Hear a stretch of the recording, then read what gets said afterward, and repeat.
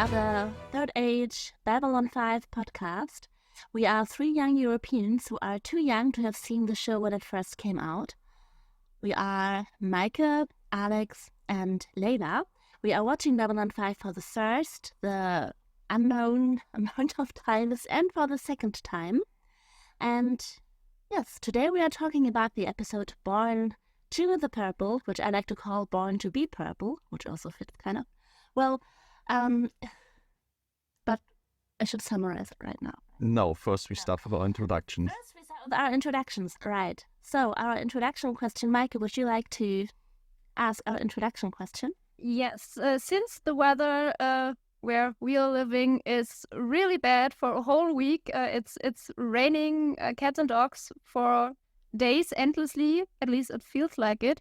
So the question for ourselves to answer today is where we want to be in fictional terms. Yes, and I've chosen the obvious answer. We've been to the cinema the past few days a few times and saw the new Dune trailer, so I would very much like to be on Arrakis right now, where there's just sun and no water, no rain. It's just great weather all around. I like how you said that we went to the cinema just to watch the new Dune trailer. We didn't watch anything else. Exactly. Exactly. That was a good choice. I would have for a long time always said Hogwarts, but for reasons that we will not get into right now, I'm not saying Hogwarts. I will take my adult age replacement Hogwarts, and that is the Hollows of Kim Harrison. That is like a dark fantasy version of our time. And in the Hollows, I would be around Cincinnati right now with vampires and witches. Yeah, and my answer, well, it would have been Hogwarts too. Before we started recording, Layla and I were thinking to revolutionize Hogwarts to make it peaceful, maybe for the first time since its founding.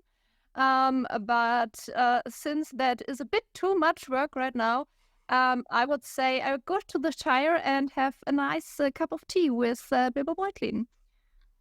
If you let me in. Probably not. You're too tall for Hobbit Hole. I think I'm not as tall as Gandalf. But he didn't let Gandalf in as well. No. And you're not a witch, so this is going to be a difficult choice. But okay, do we have a summary for our episode? We have a summary for our episode. As I've already started, it's not born to be purple, although I want it to be. Yes, in this episode, Londo and Jakar are trying peace talks and negotiations about the problems that occurred in the episodes before. But we see Londo not being very serious about these negotiations because he has an affair with a dancer. And this affair turns out to be more interesting than thought at first because this dancer is hired by someone to get these purple files from him to reveal secrets that could really shake up Centauri politics. And we have a little B-plot as well about an illegal call coming from Earth. I think that's a good summary, isn't it? That's about it, yes.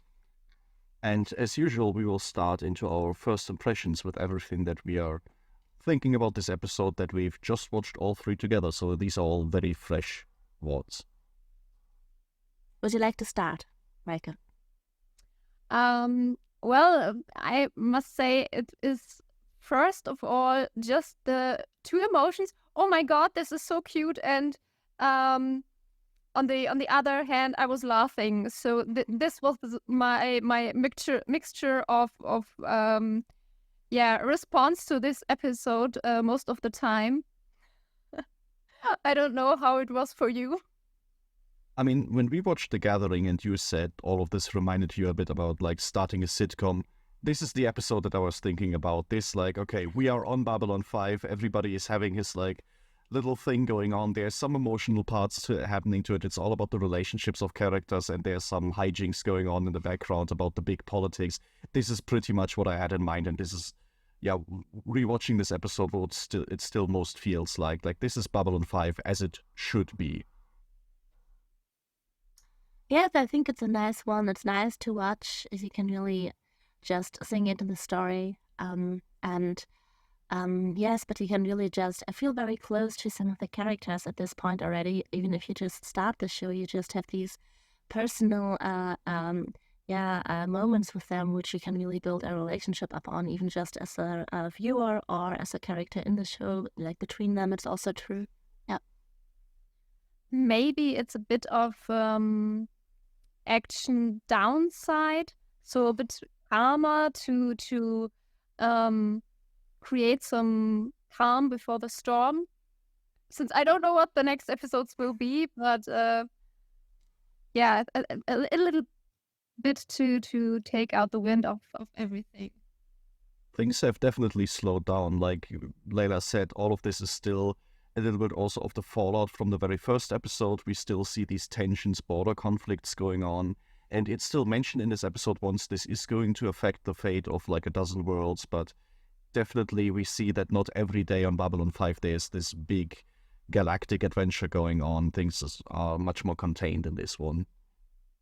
Though we have to say that Sinclair is again at the action right in the front where he shouldn't be. Yes. And also seeing because what in the end when they hide behind these boxes, what Londo holds in his hands really looks like one of those plastic swords that you let children fight with that like wobble around. I don't know how they're called, but that's what it looks like.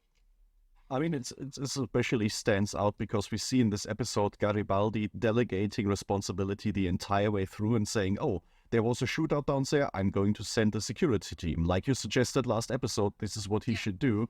And Sinclair on this day where he very clearly could do anything else, decides to go be part of the main action.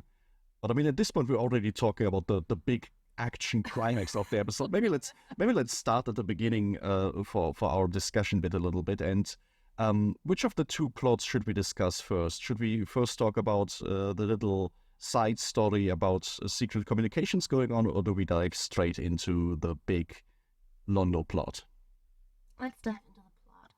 Yeah, because I have to say I had a little fangirl moment when the episode started.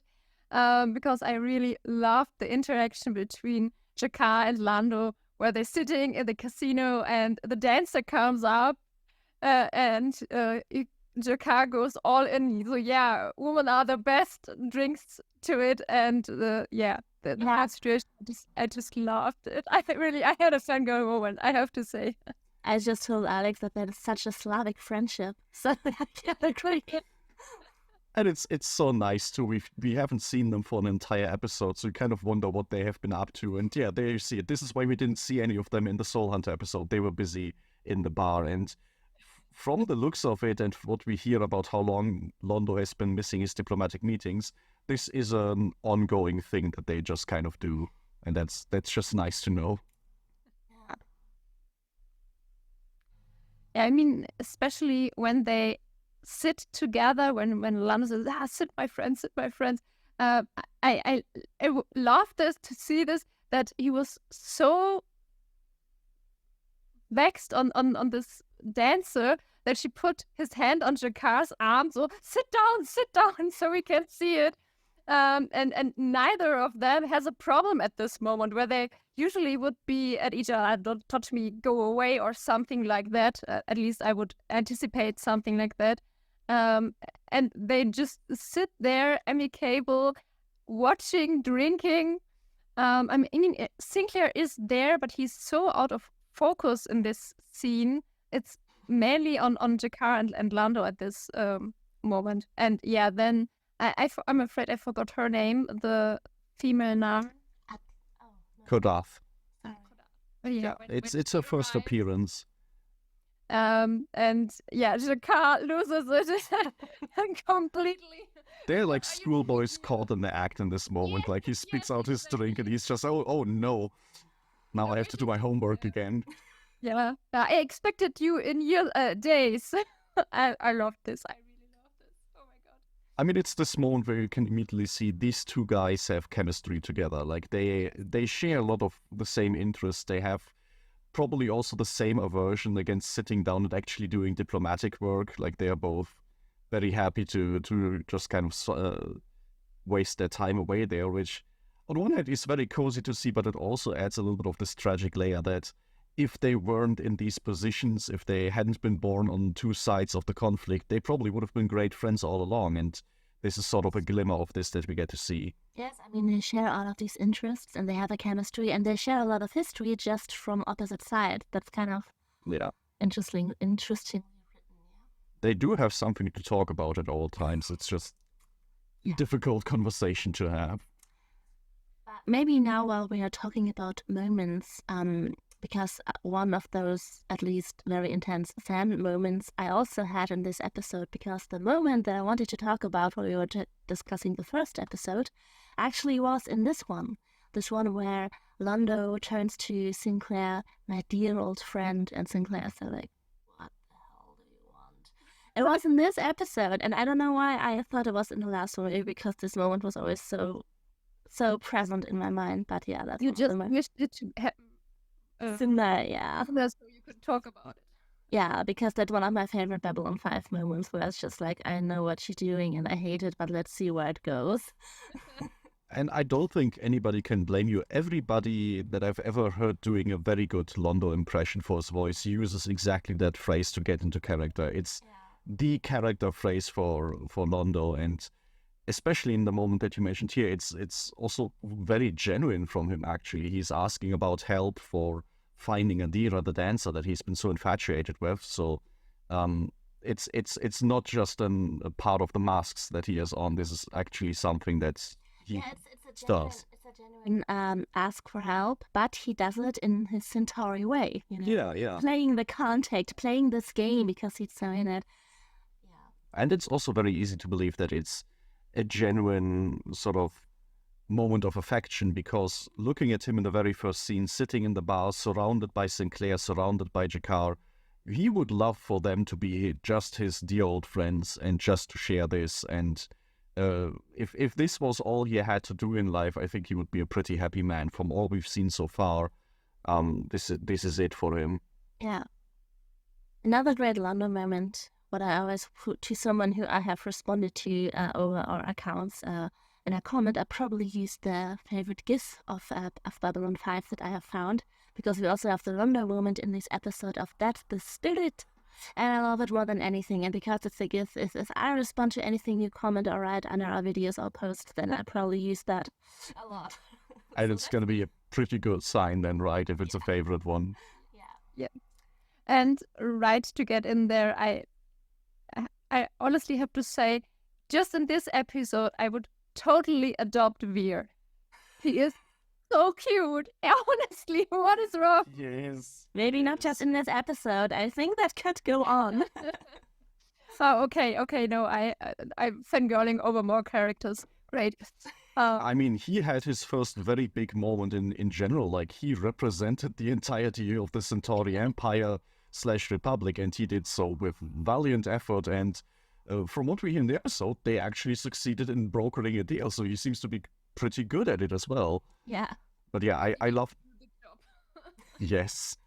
But I love the moment when he was talking over the comms, and he is so excited talking to Londo and taking on this responsibility. And in his great big face, you see like the fangs, the vampire fangs, and it's just this very like predatory sort of traits that the Centauri have, which in Londo is almost like this reminder of the aristocratic background we compared it to vampires early on. And on Veer, it's just the cutest little thing, because he's just such a giant teddy bear and so excited to do everything. It's adorable. Yes, I love this moments that the Centauri and the Narn have in common. First, Veer is playing this or daddling at this game he's having.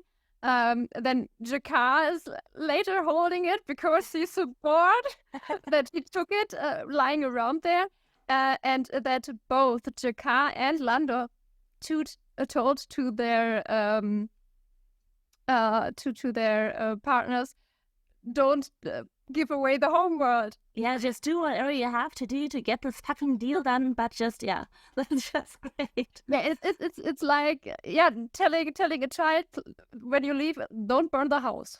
Yeah. Yes.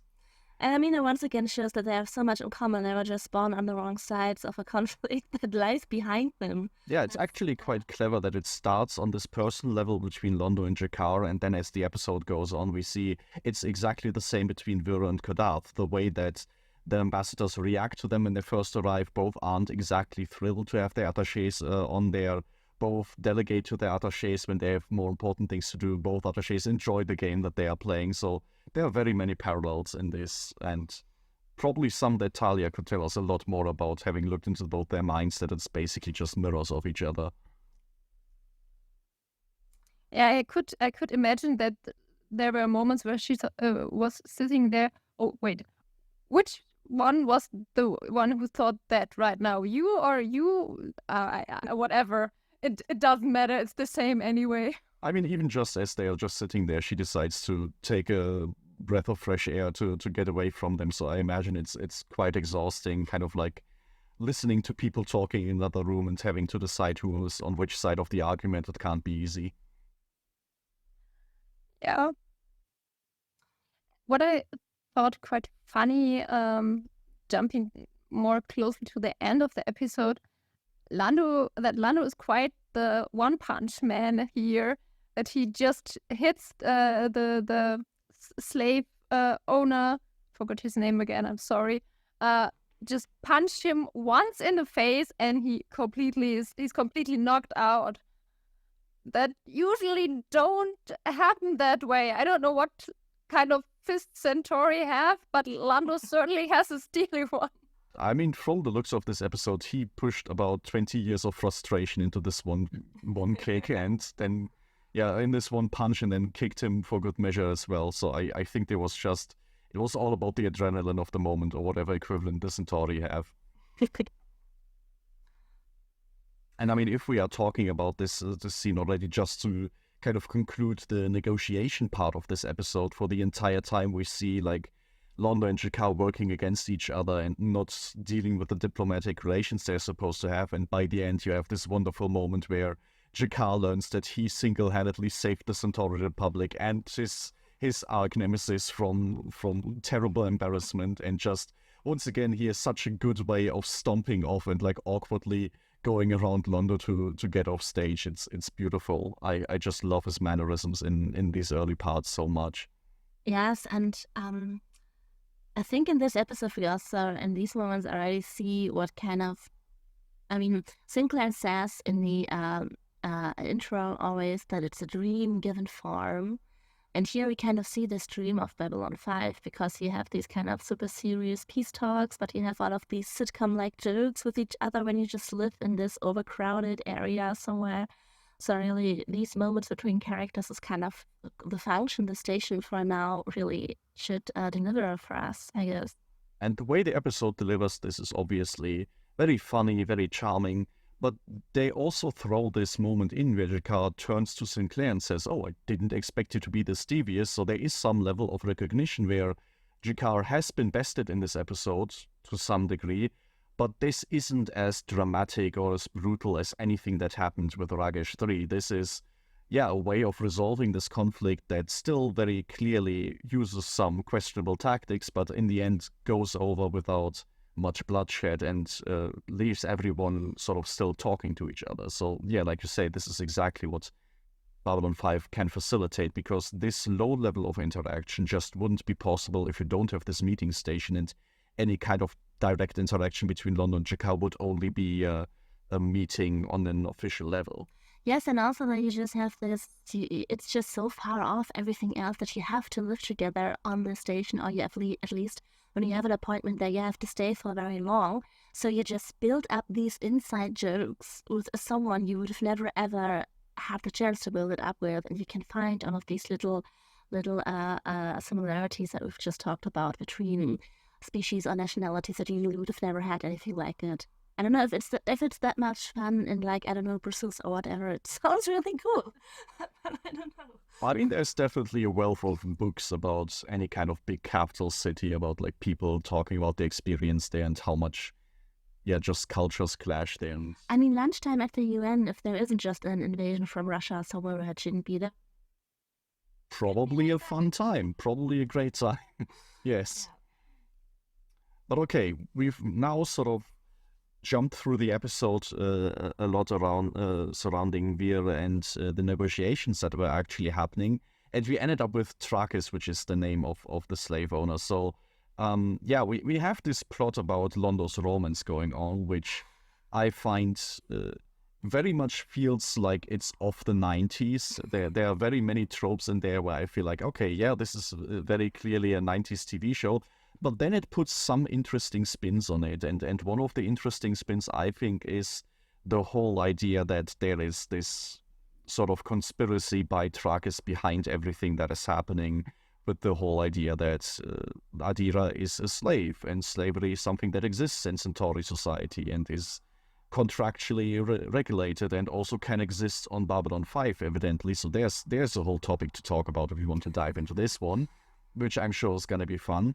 But then also everything we learn about the Centauri society from that, how Londo talks about himself, talks about his life. So far, we've seen him a lot talking about the state of the Republic at large and how maybe he would have liked a different career path for him professionally. But this is him for the first time really on a personal level diving into and confessing to somebody how he feels about society in Centauri beyond the fact that it should be made great again.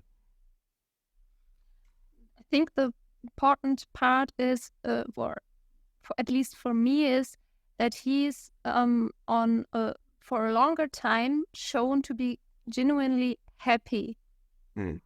We have him depressed, we have him sarcastic, but not on a long term. He is shown to be happy, really, from the deep inside. And I think that was something quite nice for me to see, in contrast to his depressive state, to see that there's still something living and feeling inside of him, and not just this deteriorating status that you see the whole time. I totally agree. But I also just had a thing that maybe at some point we have to count how often we do Londo psychoanalysis because it's getting interesting. but no, I totally agree. And I think it's also still a bit sad to see what makes him happy, because it doesn't just make him happy that he is now dating a dancer or a much younger person or whatever, because it's really, when he is with Adira, he really is like on this nostalgia path, but full time. They are like totally in this thoughts of the old Republic. Funnily enough, Adira also has an accent. Yes. Because I didn't remember that at first. I was like, okay, Londo has this weird accent, and the young ones like Vir and everyone else we see doesn't have it. But no, she also has one. So there you can really dive back into this world where the old Republic meant the thing that he thought that it meant, and where all of his old ideals mean so much more. And that's the one thing that gets him happy, and the one thing where we see him opening up like that. It's full nostalgia. It's interesting that this is the impression to got, because that's very different from my impression, where I saw it more as him seeing a path where all of this just doesn't matter, and where he says, well, I hate it when you talk to me with my title. I feel like just this washed up old Republican, like somebody who has failed to fulfill my status as a statesman, and I have to wear all of these masks, these titles. And I don't want to imagine what it would be like if it was a fresh mask or a great one. I just want to get rid of the thing entirely. And usually when I do that, I don't see anything below that. And you allow me to do this. Yes, but why is he able to do that? Why is he able to kind of build this connection to her? Because she addresses him in all these old-fashioned ways, and because she also has this melody, this accent to her voice. I think there is both. There is the whole nostalgia of, I found someone who understands the world I'm coming from, who understands the world I still dream of and think of, and therefore I can go further. I think I can definitely see where this is coming from. I think it ultimately, it depends on where you say, does this connection come from? Is it the nostalgia that drives that, or is it a genuine connection? I think a case can be made for both. I think it's both. Definitely both. Well, we have a tiebreaker. Meike, what's your impression? I have to say, admit, I was exactly on your path, Alex. I do see the point. To me, it feels more like he's trying to break away from everything. That that he's just the individual, not the ambassador, not connected necessarily to the Centauri Republic, though he also is happy that he has someone who can cherish the ways of the Centauri Republic the way he does. So, yeah, I would say it could be both with tendency to the individual part.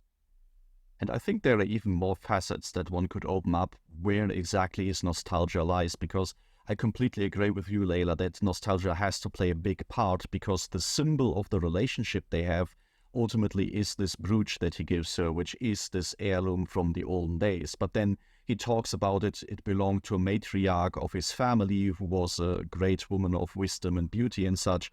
And then once again, you don't know, is he yearning for the nostalgia of the old republic where Centauri were just that way? Is it more of a personal nostalgia for this older member of his own family, or where exactly does this lie? So we get to see some different facets to Londo that could play into this, which is definitely interesting to see. And I mean, we shouldn't forget he is, as far as we can see, more or less alone there. He has Veer, and as far as we know, that's it. We don't see any more other Centauri or people that work with him in a closer way, so he is alone. Which is interesting, because the first time Veer shows up, Londo goes on about how this is his entire diplomatic staff that was allotted to him by the homeworld. And back when we first hear that, it very much sounds like, oh, my post should be more important. But then the way you phrase it now, it's almost like, yeah, maybe he just wished for like 50 people to work under him, because then he can just throw an office party every week, and that's just going to be something that he really enjoys. So once again, I don't know where exactly his motivations fall there. But I think it's definitely an aspect that, yeah, he is very alone, and Adira is a way out of that. And when you talk about how this makes him happy for a prolonged time, I think it's remarkable how mature he is about that, both with seeing this opportunity and taking it, but then at the end also giving her all the agency in whether or not she will pursue this or not.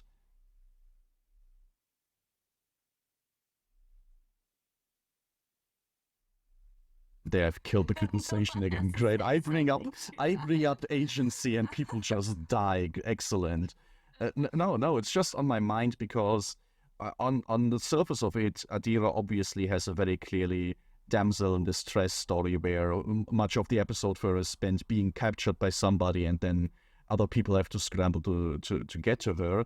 But she ends very much on this note on saying, okay, Londo, it's great that we have this connection. This connection is still real and I want to pursue it, but not right now. I'm going to go home. I'm going to go there as a free woman. I'm going to do something else. And I think this is maybe not the most typical 90s way of resolving this kind of plot. Yes, but I think if there would have been any more actions from him towards a just freed slave, he could have never told that story anyone, because it would have been creepy. I mean, fair. That is absolutely fair. And yeah, slave point. I find it quite interesting that this slavery. I mean, you already mentioned it a bit, Alex. That it's obviously a legal thing that even reaches into Babylon 5. Yes. Which is on one hand, I mean, it was a bit shocking feeling, and the other hand, it was a bit, how should I say it? Yeah, it kind of fits to an old republic that, I mean, what is it built of? And from what we heard until now, it's a lot of exploration. It's a lot of bloodshed that goes in there. So that this, I would call it a remnant of the old times, is still valid. is somewhat creepy. And on the other hand, it still shows that the foundation, to me, it shows that the foundation of this republic is still intact. That glamour they put over all this is what is breaking down, because it's no longer able to uphold these standards. Yes, I think this is a good way of putting it. This is really this slavery feels like a natural endpoint for how the entirety of Centauri society functions. Londo tells us it's all about status, it's all about accumulating wealth and collecting secrets about your rivals so that you can rise in the hierarchy. And that only works if there is a bottom of this hierarchy where people have none of that. What makes this interesting for me, especially with regards to the whole conflict we see with the Narn, the Centauri had a conflict with the Narn where they took over their homeworld and enslaved the Narn. But this is obviously not something that happens out of nowhere. This happens when a society already has these things established. So to me, it kind of makes sense that, yeah, before the Centauri made first contact with anybody else, they already had this very hierarchical society, and they already had people that were enslaved and were seen as lesser in some way. And then going out into the galaxy, enslaving other people like the Narn is just a natural extension of what they were already doing. It's not something that just happens because they finally find aliens that they can see as lesser. And I just like that we get sort of an insight of how the society got to this point. And I mean, we get a lot of more insight on how the Centauri society works, not just this, but what I find interesting is that they always talk about themselves as a republic. And so in political science, I think a republic is more or less always defined on having a government that is elected in any way. It can be elected from a group, like we have a group of monarchs that can be elected to be like the highest one or whatever. So I guess it is a society where differences are seen as naturally given, because dealing with this information, collecting secrets of your opponents and all of these things that you have to do to be successful, to then climb up to the highest ranks of the republic, feels like, yes, but I've worked for it. It's not like I have an emperor who has a son who becomes the next emperor. It kind of has this half illusion, I think, of, yes, but it's my right because I've worked for it, my family worked for it. It was not just given, it was accomplished in a way. And that's what may make the system feel so solid and makes the system stay in place, because it kind of feels like the differences that they see among themselves, where we have slaves, or among other species where they just invade other worlds, is like kind of naturally given, like right, like correct. Yeah, Sorry.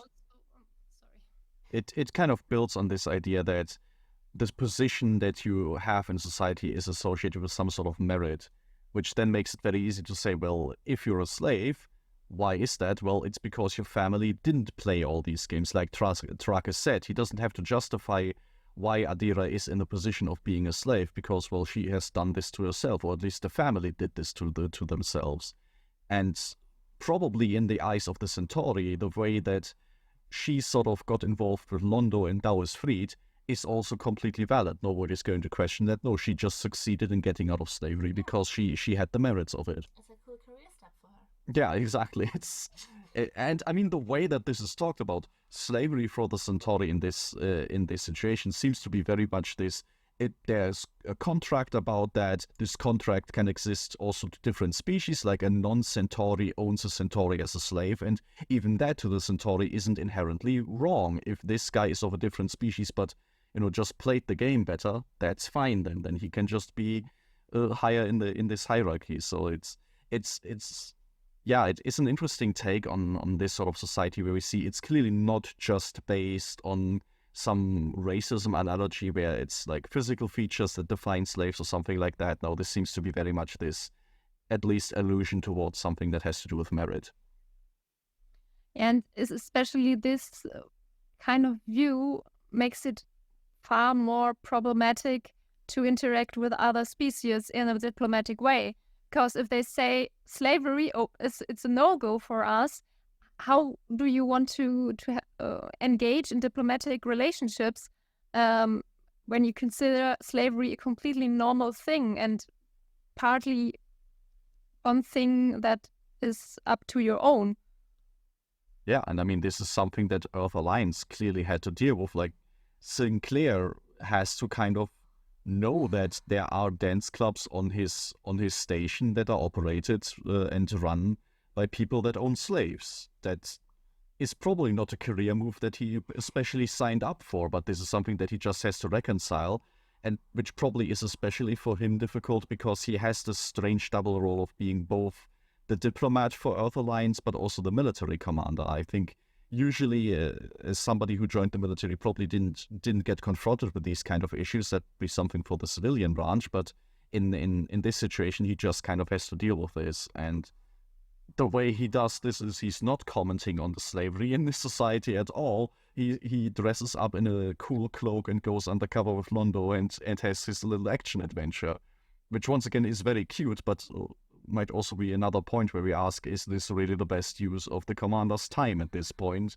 Definitely questionable if it's the best use of the commander at this point, but it also shows that this world, I mean, it's a point that I maybe bring up every other episode, but that this world has no concept of common laws or common values between these species or nations yet. They still have to build that because they need like a foundation like we have with our basic human rights, which would include that no one is born to be worth more than someone else, no one can be enslaved. That has to be built up for these nations in space yet, and we don't have that, so we have all of these different perspectives that just collide there, and no one has also a legal basis to say you're wrong. They still have to work that out. Yeah, I mean, we see that the benchmark for Babylon 5 at this point is no war broke out in this episode. Congratulations, that's pretty much already the best case scenario. The past 3 episodes we got much closer to that scenario. So and no one died. Yes. So far, yeah, right. No one died. So yeah, in general, a complete win for everybody involved.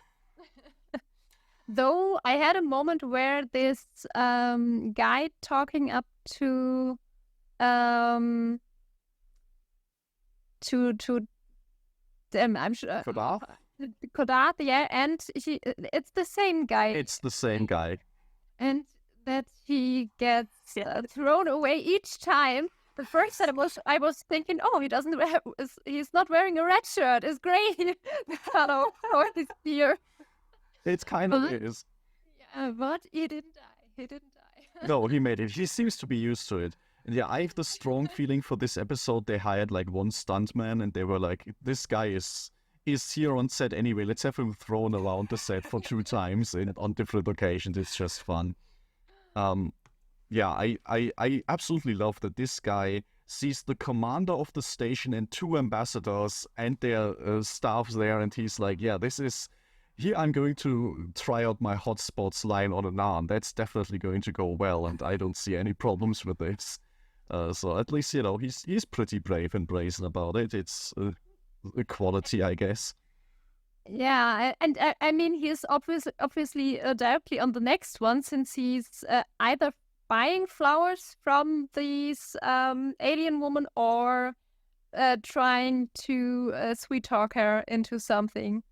So maybe it succeeded one time. Maybe this is a second date already. So, but I mean, this is like you mentioned last time. These little extras that get like sometimes not even any line get so many like background details in the show. It's quite delightful that even this guy has this mini story arc in between the 2 scenes that he's in. Yeah, so do we have any more thoughts on this romance plot? Because I have to say, I like romance in shows and books in general. If it is not the main plot, I guess I like it here because it is used to tell a bigger story, but to really bond with a character, you just have to have this emotional moments at some point. You have to have some intimacy. You have to know these things about that someone, even if it's just a love story from their past that you just encounter at some point. So I think it's always good if you know how to use it. But is it used well here? What do we say? I think the show does 2 things that help it a lot.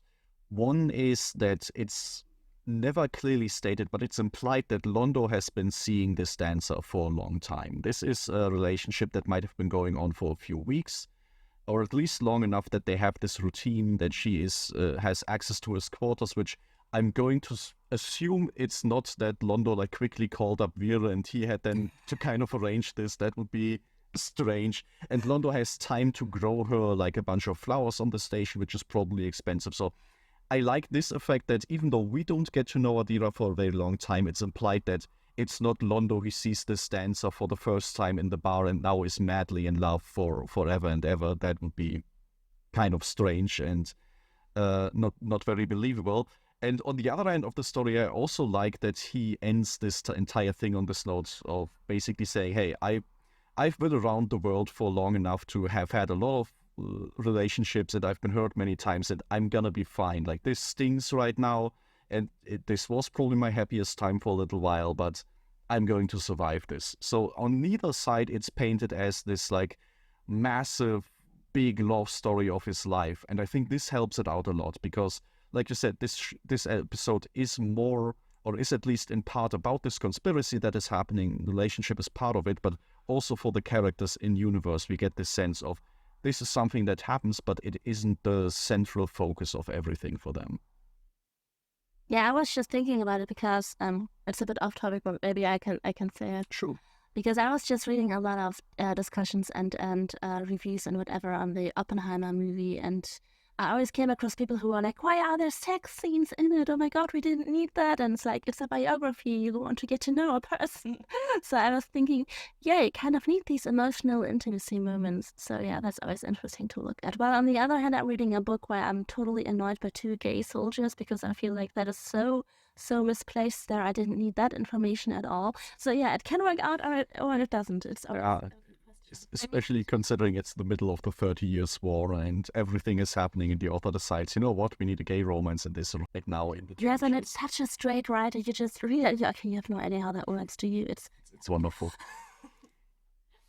Yeah, to the point of a love relationship, I mean, to really see a character in every detail and what drives him and what's important to that character, other characters, other people, interactions are needed because they reflect in a way the person, the character you mainly present. And a romance can be part of it if the character is written as not as asexual. So yeah, I think that it works. A bit a tad too cheesy for my personal taste, but I usually have problems with stories like that because I'm not a big fan.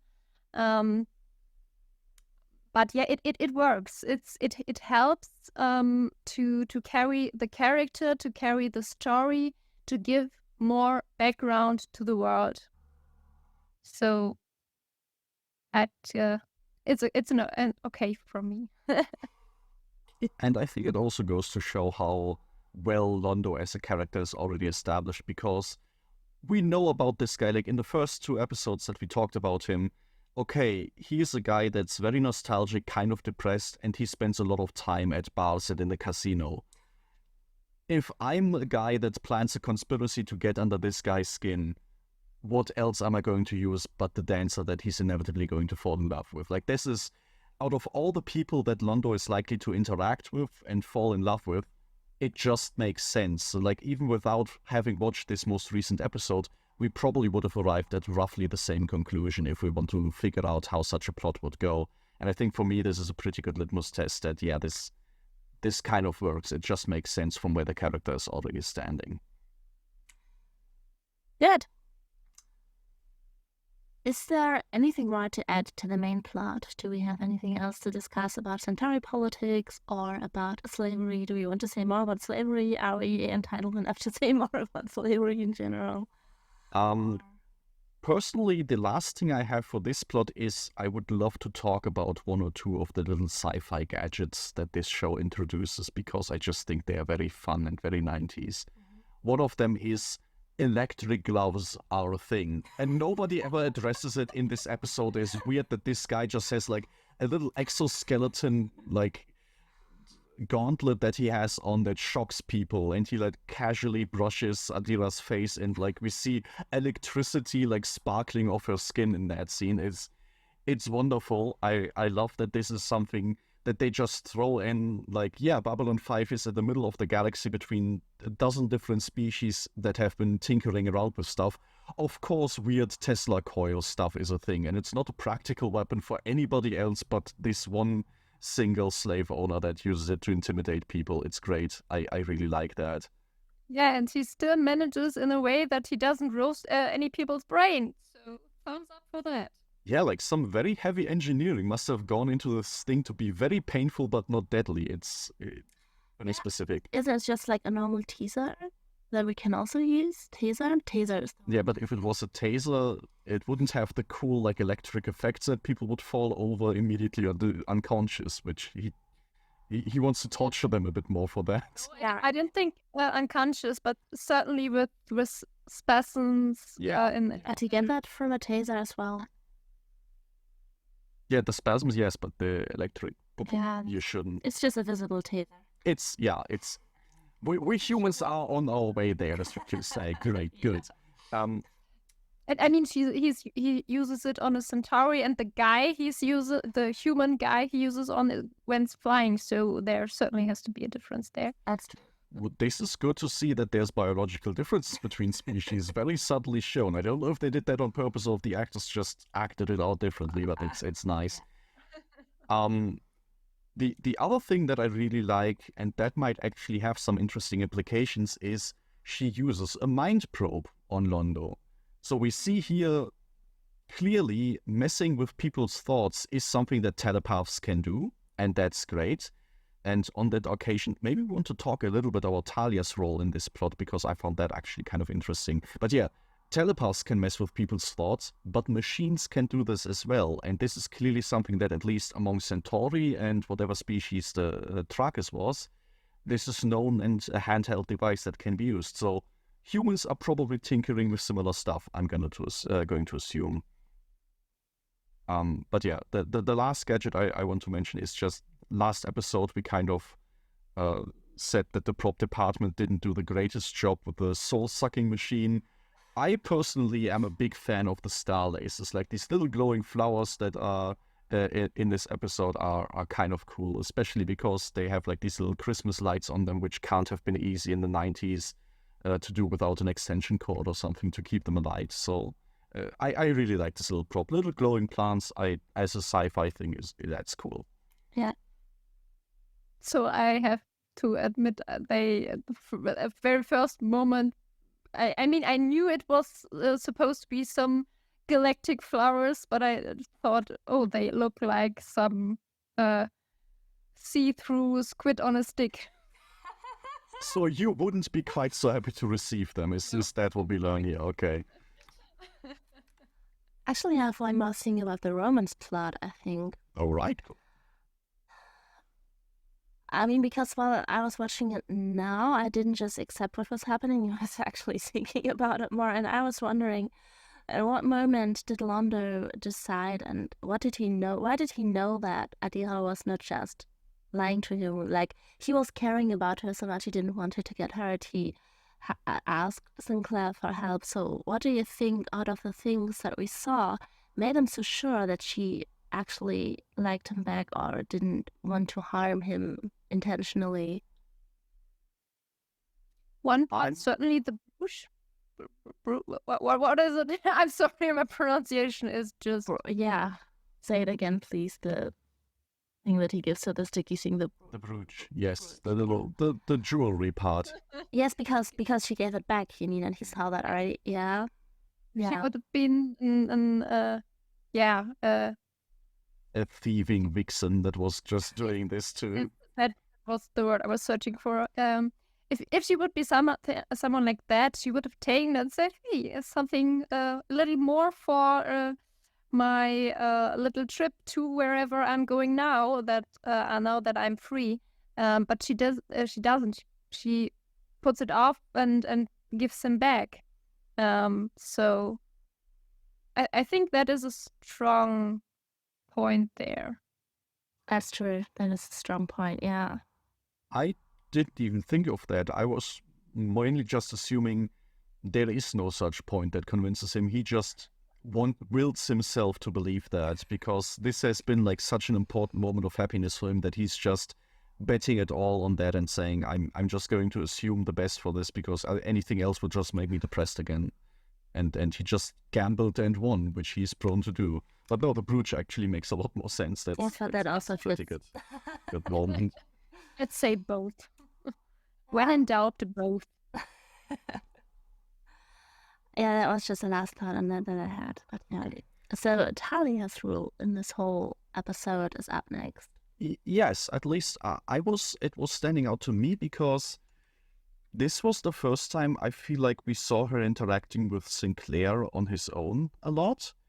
And Sinclair is actually a pleasant person around telepaths. He didn't even mention her being a telepath once as the main thing, at least during the first interaction. So no, he was just like, hey, are you okay? Is this very taxing? Because I can imagine it is. And it's just nice to see that he has a complete conversation with her and is also completely accepting of the fact that she could read his mind right now, but doesn't, because that would be against the rules, and he doesn't have any of this inherent distrust against her that we saw with Ivanova, for example.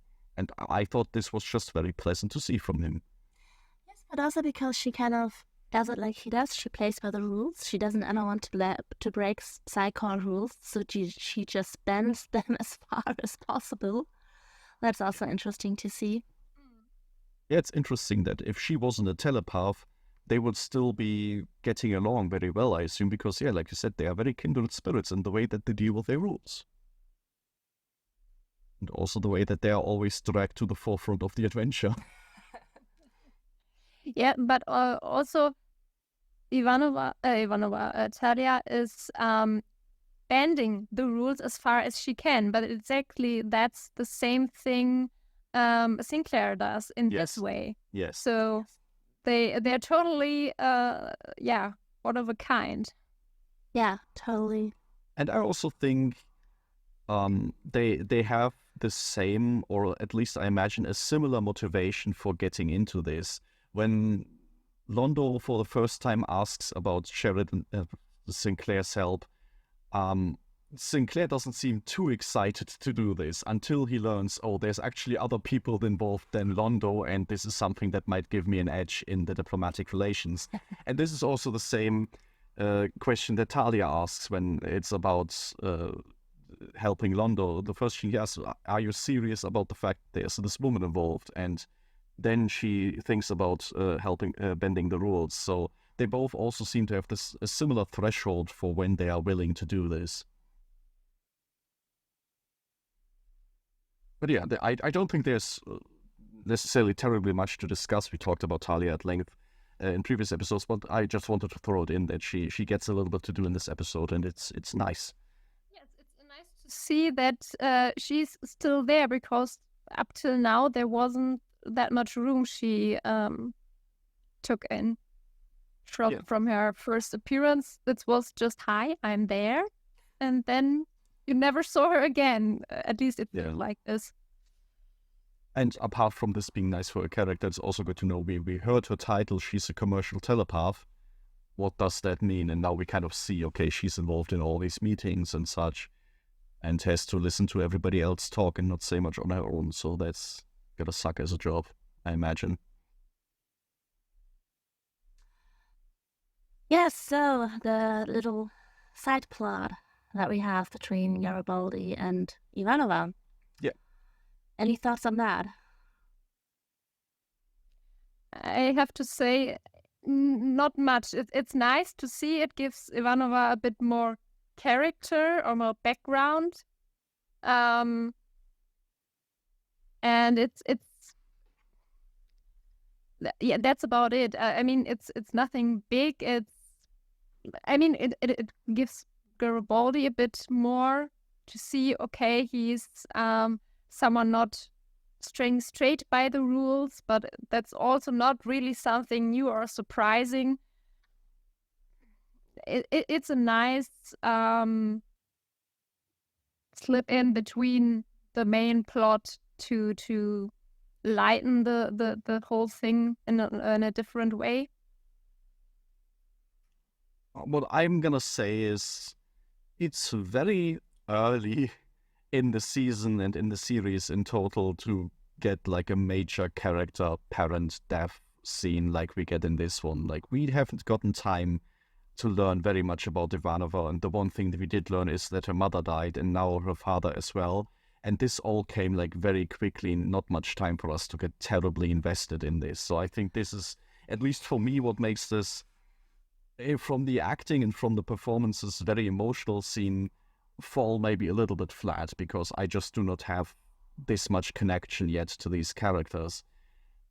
So for me, what's most interesting is actually the Garibaldi side of how he deals with this problem. And I feel like we learn two main things about him here. One is this guy is not going to give up on a problem that could be explained away. He seems very compulsive, and no, this is the thing that I've been listening about. It doesn't matter if Grey 17 gets shot up, or if or Grey 7 it is in this episode, if like a different level gets shot up, if my commander is once again jumping into the breach as the hero. No, I have this weird computer problem and I'm going to solve it. And he pursues this up to the point where he has the mystery solved. But then also we learn this is all he needed. He just needed to know what is going on. He's not going to report it. He's going to be very respectful also to Ivanova about this issue. He's not going to press it if he doesn't want to talk about it. So it's not about like regulations or anything else. He just personally needs to know. And that's, I found quite charming about him, that we learn that. Yeah, but I also found... Go ahead. Yeah, I was going to talk about Ivanova, so if you want to say anything, a thing to Garibaldi, you can go on. No, just a comment. That's okay. Because what I was thinking about is, yeah, we don't know her very well now, so it doesn't make so much sense for us right now, but we get a lot of character building for her because we already know that her mother died this tragic death. And now her father died after they have not been in very good contact. And while her father dies, he also tells us that her brother died in the war. So right now it looks like there's no one left from Earth for her. So she really gets this hero character building that has no one left and has only this job. She's really like this hero. Yes. In that. Also, it is what I like to call a sappy background story. Because if I read something like this in a book, especially if it's the main character, it's a kind of lazy writing to me, because you don't have to think about the family at all. You can just give a few indicators. Here it is. They didn't get along very well, and that there's no one left. So you don't have to think about what is their interaction like, what built this character, what did the parents project onto their daughter, how are they influencing their life or anything. They just cut it off completely and ignore, so it can be ignored, and that they are dead. That's the tragic in her life, and yeah. I think you see and get why I hate it if I see or read something like that, because it's lazy writing. Sorry. Yeah, so that's the great it happens so early, and hope there's something more to come. I mean, if you want to top it even more, it also makes like for the cheapest possible hero character motivation of saying, and now I have a death that I need to avenge, and this is why I'm after the bad guy. I mean, the one saving grace, apart from it happening very early on, is that I feel like Ivanova looks at her own biography and thinks exactly the same thing of, oh God, I can't have anybody know about this, because, I mean, the one thing we said early on about her character is that she seems very much like the stern exterior and very professional, and now we kind of get the confirmation, yeah, this is exactly why it is. She had some family deaths, and what she did with that is she went to the military and ran away from it against the wishes of her family. And that seems to be which runs in her family. Her dad was terrible at dealing with grief, and she was evidently as well. And now after her father dies, she probably dons her uniform again and also shows up to work. So she's clearly not engaging with this in any big manner. And yeah, for me, it's kind of a saving grace that she has this moment with Garibaldi where he's like, hey, do you maybe want to talk about it? Should we harp on this sappy backstory a little bit more? And she's like, nope, I'm good. I'm not going to get into this right now. But maybe later she leaves that door open. So yeah, I completely agree that it falls into a few tropes that we don't really need in TV, even in the 90s anymore. But who knows? We've got it out of the way, so maybe they will do something with it later on. Yeah, the problem I just see is that since these emotions didn't really got carried, they don't reach you as the watcher of this, and therefore anything that builds on this will feel mushy. It just, I'm not sure how to explain it, but it just don't feel tragic, genuine, or if it's something that helps her to rise to something, to become someone better, stronger, whatever. It won't feel earned because the deep, strong, negative emotions were just randomly thrown in there on a sideline, and they don't feel important if you don't give them the room to fully show themselves. No, what is happening here. I completely agree that you couldn't have her like jump into Star Fury and then to avenge my father's death or to make him proud one more time, I'm now going to have some superhuman feats that I can pull off. Like what we see is she joined the military and she doesn't really deal with grief, and this is why she's stern as she is. But that's already completed. Like this is where we already are. You couldn't really build much more on top of this from this basis right now. So we see where it goes. Yeah, I mean, the obligatory thing for me to say as somebody introducing Babylon 5 for the first time is, hey, JMS is a pretty decent writer. Maybe he manages to pull off something interesting here. I don't know. But I mean, we will see. And we will also see whether or not anything more that comes of this works for you or not. I generally don't know. But I mean, for now, they don't give this plot a terribly huge amount of screen time. And I think that is because they know it's not going to be something that carries a big part of the episode from this.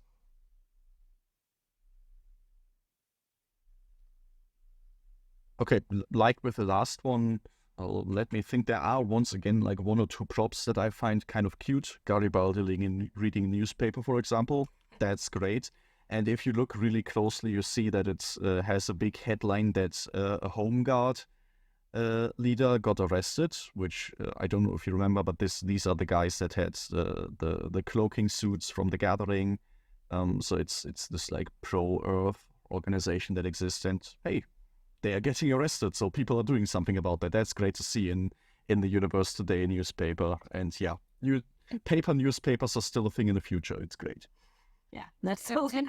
Garibaldi's everything Garibaldi cares about are the American football stores, or I think, which are still around. And this is a spoiler I'm actually going to give you because you're going to have forgotten about it later on. But the fact that sports are being played on different planets with different gravities right now is a constant nuisance to Garibaldi because it skews any kind of results terribly much. So yeah, he has a lot of reasons to be excited about those. It's great. So the tapestry. The tapestry. As always, we are going to spend the last part of our discussion talking about everything that keeps Babylon 5 together, because it's not quite a typical 90s show, but it's also not a modern show from the streaming era. So where it falls in terms of serialization is kind of difficult to say. We want to kind of see what it is that is continuous about all of these episodes, but also where they are very episodic, where it feels much more like 90s TV. And as always, we're going to pull up our beautiful graphic of the tapestry. And for future reference, I should probably actually physically pull it up for us as well to look at so that we have a little bit more of an idea. But I think the main through line that we've been talking about so far has been the relationship between G'Kar and Londo. And I think this is where this episode really also shines, because it adds a lot more facets, especially like we already talked about, the mirroring of these two characters and even these two cultures of each other. Does this work for you as a continuing thread? And also in general, like looking back at the first 3 episodes that we've seen so far, did this episode feel like a natural continuation to you, or is it more of an episodic story that you would see as something that happens on its own? When I watched it for the first time, I have to admit that I felt like it was more like an episodic, I don't know, just happening on its own, just like this little love story that Londo has going on. I felt like the plot with Ivanova as well as the peace talks were just built around to make it feel like it fit together, because it's all still very thin, because it's just beginning. So I felt like we want to have this love story and it kind of just has to fit into the world, so we just put it there. Okay. That was my first impression. By now, I of course see more connections, but at first, that was what I thought. I mean, apart from Londo and G'Kar, what it adds for me also onto is, well, like we said, Sinclair gets a little bit more of hero time. That's still a thing going on, and we see how that plays out when it's not Garibaldi paired up with him, who calls him out on that a little bit. Now we see that Londo also is a little bit of somebody who has fun donning the cloak and going down there, and also says, hey, let me deal with this, which, this is an episode, a scene we didn't talk about, but my favorite character of this entire episode might be the gangster alien smoking a cigar who owns the nightclub. I absolutely love him. He's so slimy and greasy and so much out of his time. It's beautiful. And he's American. Yes, he is a New Yorker, you can tell. It's great. He always reminds me of one of those scenes that take place in Star Trek Next Generation in the holodeck, where someone is in like a detective story or whatever, and you have this gangster boss talking in this old dialect that I will not even try to do, but... You see, Babylon 5 doesn't have any holodecks, but people still have the same affection for 20th century Earth, so they just go fully in on that. Yeah. But yeah, I like this as another exploration of how big this station is, how the station works, and what are all the different aliens that we meet there. And I think Trakus and this guy are supposed to be of the same species. I'm not sure. Their makeup looked fairly similar. There are still a lot of very one-off makeups that look like generic galactic community, but I think the more the series goes on, the more we will see some recognizable faces, maybe also get some hats to put on some of these different aliens. But okay, then I think we can have the much more interesting half of the tapestry, at least for this beginning season. Are there things of this episode that you think could carry on through? And the most simple question is, do you think we will ever see Adira again? Because we get the teaser that, once she's ready, she might come back. Honestly, no. I have hope. I had hope. I mean, I know, no, but I hope. Hope. Let's say hope. No, I don't have any hope we'll see her ever again. She's a special guest on a 90s show. There's no chance. Yeah. Okay, that's a fair point. Even in modern shows or series, I usually say, okay, bye, to never see you again, because it's just the regular way of getting rid of characters. I will go against that and say we know that Londo is usually pretty depressed, and you are already asking as one of the threads for the very first episodes, will we ever get to see Londo get out of his depression? And knowing that this is a show where characters are actually supposed to develop is, if we ever get to see him go out of this depression, she will have to play a role in that, because this has been, like you said, the longest time we've seen him happy, so there has to be something about that. Otherwise it would be a shame to introduce like a whole different love story just for him to discover the same happiness again. So I'm going to advocate for hope on this front and see see where that leads us. The other hero... I'm alone in the depressive corner. Yeah, exactly. This is just because all of the rain outside. You can't let that get yourself down. The other characters are Kodath and Vir, the two attachés that now for the first time had a little bit of screen time. And will this be the epic starting point of their long journey to maybe becoming successors to the ambassadors? We both saw them for the first time in diplomatic action. Is this going to be a one-off gag, or will we maybe see more of that?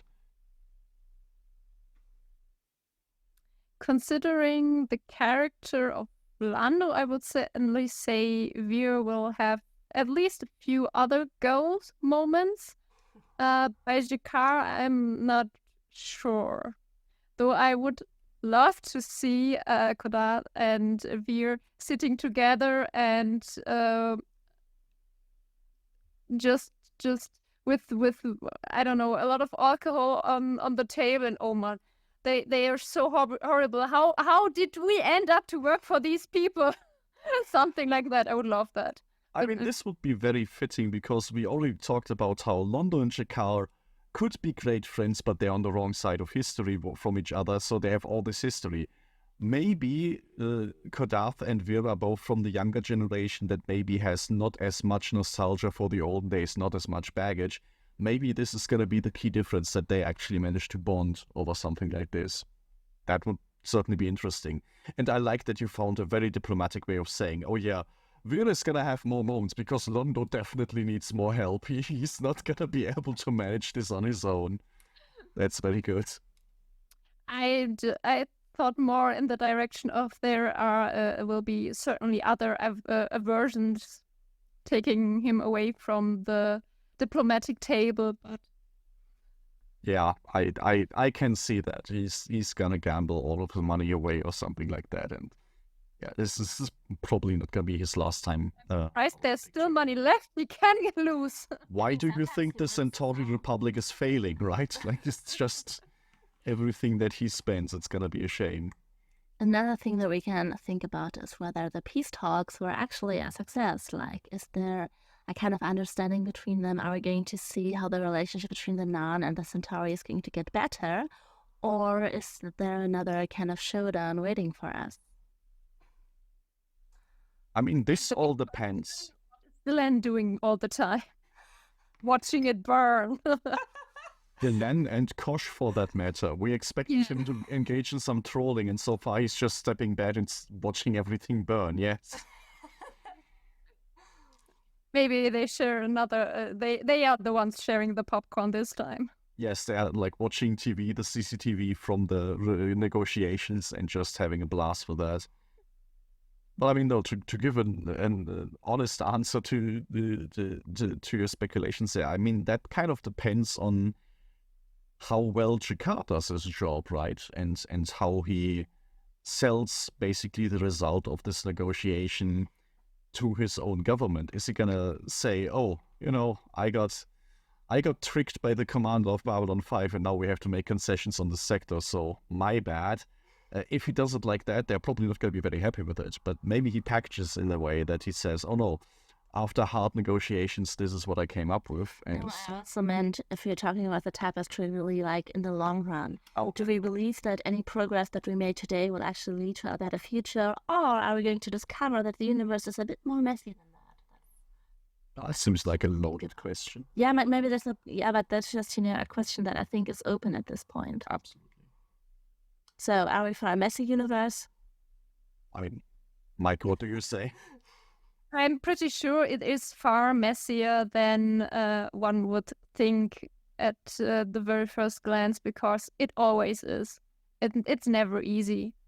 And there's not one solution, so messy. Yeah, and I mean, we saw a single small skirmish take place in the first episode, and these negotiations, even though they're not specifically about Ragash 3, I very much feel like there's still a fallout of that. So we get to see this idea that this problem hasn't magically reset after 45 minutes. This is a very serialized part of the show. So yeah, this problem is still going on. And if if this single skirmish caused such long-term problems, then very likely the same is going to hold true for the entire conflict that they had at the back. So as much as Londo and Jakar get along in the bar, at some point they have to pick up their jobs again, and then it's never that easy. Good. Yeah. So next week... No, this was your chance and you blew it. Okay, next week we are talking... So next week we are going to talk about the episode titled Infection. And we would like to remind you to like this video, to maybe share it if you thought it was great, and to subscribe to our channel. You can also find us on Instagram and on Twitter and on Facebook, where we also started our own group. And we would like you to comment, to ask any questions that you like. We will respond to everything. And we also have a question for you that you can vote for on all of our pages and channels and everywhere. We would like to know what you think about romance in TV shows and in movies. If you like it, if you don't like it, you can vote and maybe leave your opinion in the comments. We will also pick up those responses and those options that won from those polls. It may take some time because we are recording in advance, although we're not that far advanced at the moment as we wish to. It will take some time until we pick it up, and we will get back to it, to everything you write and say. Yes, and I think that does it for the most part for us, except if Meike has some parting comments. Not really. Last time you were so good reminding people to ring the bell and everything, but no. The last thing to add, maybe you can find us, of course, here on YouTube, but our podcast is also available on Amazon Music now, on Anchor. You'll find all the different links also to Apple, Pocket Podcasts, Castbox, all the places where people find podcasts. We are available as well. And we are very much appreciative of reviews and star ratings and everything that you can do to spread the word about one more voice of Babylon 5 experience. All right, I think this does it for us, and we'll see you hopefully next week. Thank you for listening in.